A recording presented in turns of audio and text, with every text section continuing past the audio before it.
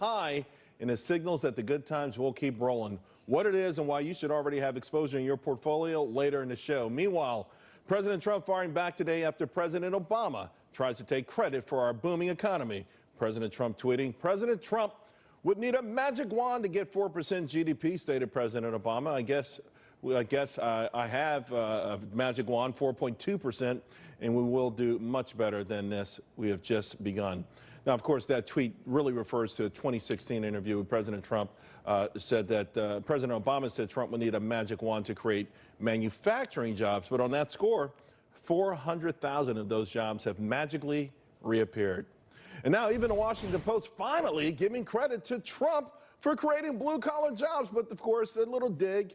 How long will it last? Here now to discuss the panel. Fort O'Connell, Civic Forum PAC Chairman, Mattie Duppler, National Taxpayers Union Senior Fellow, Ryan Payne, Payne Capital Management's with us, and Fox News contributor, James Freeman. He's also, of course, with the Wall Street Journal's editorial page as an assistant editor. Let me start with you, Fort. I love the Washington Post, sort of like a eureka moment. They looked around and all of a sudden the first month where we didn't have any manufacturing jobs decided there was a blue-collar jobs boom. They haven't been watching this show. Charles Payne has been talking about the dirty fingernail boom for a long time, but I guess any compliment is better than none. And this whole controversy to me is an admission now from Democrats and progressive that Trump is really rocking with the economy.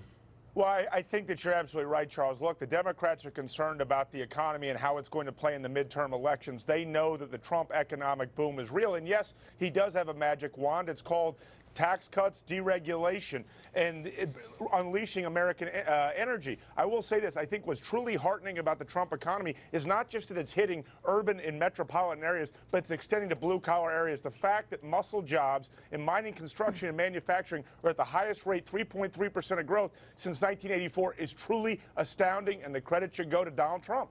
You know, Hassert was at the press conference today, Mattie, and what I thought was interesting is he brought up something that I've been saying for a long time. I think historians, economists should measure presidents based on the day after the election, because I think the economy goes in full swing. I think businesses start to do what they have to do. Stock markets do what they think is going to happen. I think there's an immediate reaction that, you know, often it goes, it's obviously time marked at the inauguration day, but I think it should start earlier than that. If that is the case, there's even overwhelming evidence that there was instant changes in the psyche of our economy. Yeah, I think that's absolutely right. And Kevin Hassett did a great job at the podium today talking about all the good economic news. The one thing that I found was interesting was the press corps saying that this was a campaign stunt, that it was fraudulent that he was up there. You know, the only people who don't think good economic news is news apparently is the White House press corps, because I think the rest of us would agree that that is absolutely great economic news. I also find it interesting that on Friday you saw, you know, President Obama decide that he needed to take credit for the economy and how well it's doing now. And you seem to suggest that no one was giving him credit for a recovery that started under his administration. Now, of course, the economy started to recover under the Obama administration, but you don't need to go fact-finding on a fact-finding mission looking for reasons why the economy didn't prosper under Obama. Use Obama's administration's own words. They promised we would never see unemployment above 8% if we passed the stimulus package. We actually didn't see unemployment go below 8% until halfway through after he was elected for a second term. So, you know, this rewriting history is really something that I find to be a little bit tedious at this point in time. But certainly the fact that we have good economic news is good news for Americans. And I think every American was paying attention today, hearing that from Hassett. So, James, we're getting the admissions now, whether it's a Washington Post or others, but it always comes with the caveat, right, or sort of a warning, right? But will it last? Already signs that it's starting to crack and fall apart. Yeah, this is the term now is a sugar high, right? That's been kind of, we've been hearing that for a few months. So, okay, it's really great. It's better than we thought, but it won't last. I think what you mentioned, the Hassett press conference today, I think what was really interesting there was he was talking about the added pace of new business creations. They measure that with new tax ID numbers being issued, and also just the huge boom in business investment. He showed the charts, showed the graphs of how it's $300 billion above the trend. And I think that's what tells you it's not a sugar high, because when companies make those investments, they buy new equipment.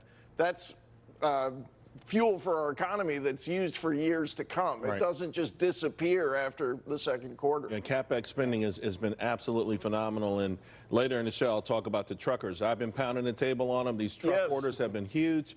The truck stocks have been the hottest stocks in the market for the last week. All right, so Ryan, the Federal Reserve, they get a fair amount of credit too. At least in the beginning with under President Obama, the balance sheet was in September 2008 was $900 billion. By January of 2015, $5.5 trillion. And they had everything: term auction facility, primary dealer credit facility, term security lending facility, commercial paper funding facility, asset-backed commercial paper market, money market. Wow, try saying that 3 times fast. As you get the gist of it. So I think the irony here is that the Fed was creating $4.5 trillion and all kinds of new programs. Since the election of President Trump, they've hiked rates 6 times to slow the economy. Yeah, I mean, some of it's good luck, let's face it. I mean, if you want to get real about when the market really turned, you got to remember it was actually February of 2016. Well, that's when the market or the economy? I think the market and the economy was already heating up. I mean, manufacturing was already starting to move in the right direction. So, I mean, we forget this stuff. We have a short-term memory, but that stuff was already in play, and I think a lot of us forget that. Really, I can tell you right now, I don't have a short-term memory. And Mattie, I do a whole lot of homework. And I can tell you right now, the market was relatively sideways from December of 2014 to December of 2016, and that was up about 10%. Since Trump has been in office, it's up 31%. Food stamps, in the last 2 years under Obama, they went down 3 million.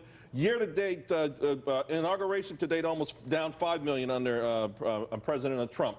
How about the GDP numbers? The last 2 quarters under President Obama, 1.9 and 1.8%, 4.2% last quarter, we're over 4% this quarter. I got a stack of research here that, you could do this all the time. So I disagree, although I will say with Ryan, I did see a pickup in the summer of 2016, but not what we're seeing right now. And I believe that this is solely because businesses were able to come out of their foxholes. Yeah. Well, and Charles, the one thing you didn't mention, the one metric that's very important, is the increase in wages, which we finally started to see in this last jobs report released last week. And the reason where you didn't have wages rise was because we didn't have businesses investing. You have a lot of talk from the left about how profits were maximizing, but we didn't see workers see any inflection in their wages. It's because businesses may have been able to make some money, but they didn't have any certainty to invest. So as a result, they sat on their money and weren't able to give it back to their workers. With tax reform, with deregulation, businesses have certainty about what it is that they're investing in when they bring that money to the United States and they invest in their workers here. That's why we're starting to see workers improve their circumstances now. Ford, from a communications point of view, it feels like in the last week or so that the White House, President Trump more specifically, really trying to zero in now on the economy, really trying to be very disciplined with respect to the way he communicates to the public. Fewer tweets about controversial things and more tweets about this kind of stuff. Is this what you've wanted to see all along? Yes, I mean, look, you have to understand that President Trump's signature selling point was the economy, and he's basically delivered on every metric as we've just discussed on this panel. I do think, though, that no matter how good the economy is, it might not be enough for Republicans to hold the House of Representatives. I like the fact that President Trump is touting it because he's got the biggest bullhorn in the room. What I'd like to see is the 70 House Republicans that are their districts are in play. I'd like to see them tout this, but I'd also like to see them to remind the voters of the consequences of putting Democrats back into power. And that is that the economy might come to a grinding standstill. Taxes will go up, regulations will go up, world jobs will be hurt, jobs across the country will be hurt. If you use that, that might be a winning message to hold the House. James? Yeah, I think that these congressional races are going to get closer as we move along here. I think that generic ballot probably tightens up, but I think it is all about the economy, and I don't think they can talk about it enough. So one recent poll said corruption was the #1 topic for midterms. I mean, this is just, you don't believe that. When November comes along and people step into the ballot box, it's going to be the economy, for the most part. Well, we're looking across the board. We're talking about whether it's wages, whether it's this manufacturing rebound, whether it's for investors, blue-collar workers. This is really the story of 2018. And I would say if the Republicans have a failing in part, it's maybe not talking about it enough and defining how the tax cuts created this investment boom. This wage boom now, the breakout on wages, you see it continuing? Oh, yeah, I think we're on the verge of a labor shortage. I mean, every business owner I talk to right now says that they're having trouble